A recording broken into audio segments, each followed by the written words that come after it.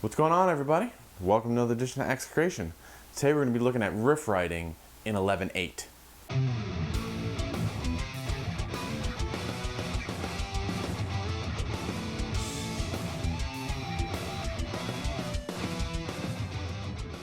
So today we're going to be looking at riff writing in 11/8. And the idea or purpose of this lesson is not necessarily to teach you this riff, it's just to help you with an understanding of writing in 11/8 if you're unfamiliar with it. Okay, so let me just play a very simple riff, okay, on what that is.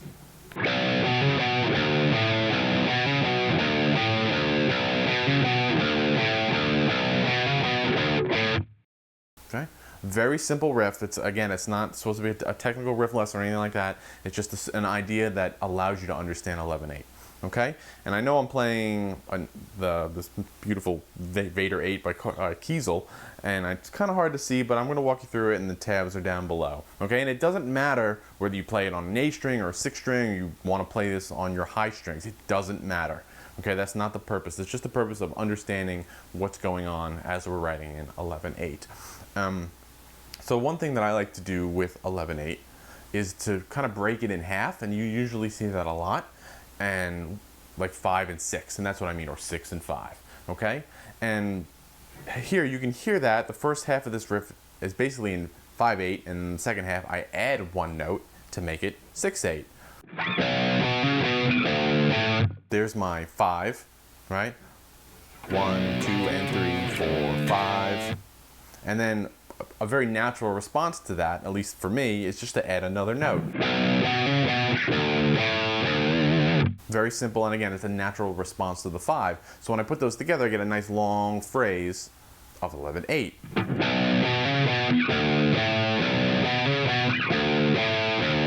Very simple. I'll try to count that through. 1, 2, and 3, 4, 5. 1, 2, and 3, 4, 5, 6. Okay? And again, that equals a nice long phrase of 11/8. And that's essentially what this is. Or at least I have an easier time of writing in 11/8. And usually when I sit down and write, I don't sit there and go, I'm going to write something in 11/8. It usually stems from a smaller phrase, like a 5 or a 6, and then I create call and response or some kind of an answer response in the riff, and that naturally creates this nice 11/8 phrase. Okay? And then you can take it a little further, and let me just explain that to you first.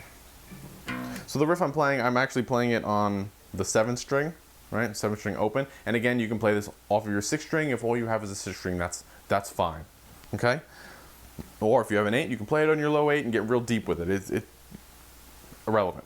So I'm playing the 7th string open. Here, I'll even explain it on the 6th string. Keep it simple, right? I'm going to play the E string open, and then I'll do a little hammer on 7 and 9 on the A string. Right? So it's... And then all I'm going to do is drop down to the 3rd position and play a power chord on 3rd fret. Right? 3, 5. And then the response to that is just... Again, very simple, and you can play it on any...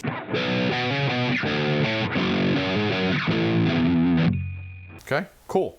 So one thing that I like to do when I write riffs like this is mix the numbers around or switch the phrasing around so it's not just a stale, same repetitive pattern. For instance, this riff goes 5, 6, right? So maybe on a repeat, I'll go 6, 5, just to do stuff like that, and I'll play that for you right now. I'll do 5, 6, and then I'll do on the repeat, I'll do the 6, 5. 6,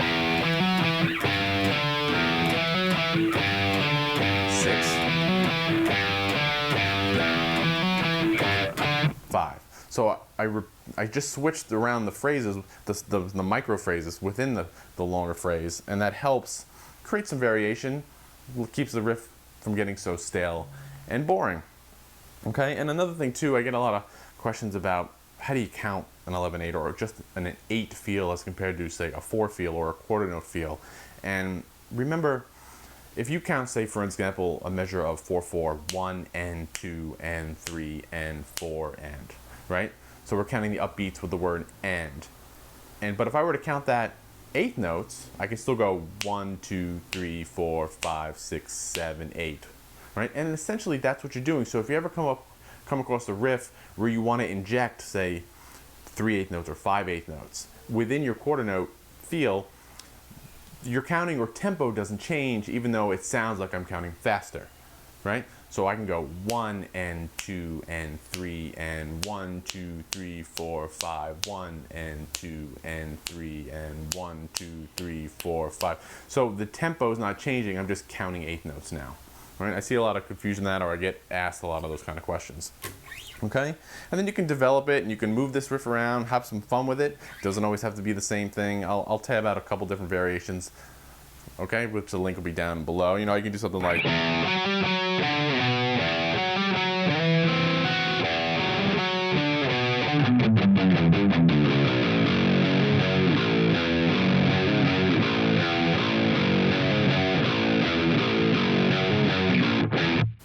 cool. You know, so you can have fun with it, and then all of a sudden the rhythmic motif of the entire riff now becomes your theme, and you can apply that to different positions, different registers, different notes, different keys, and have a lot of fun with it.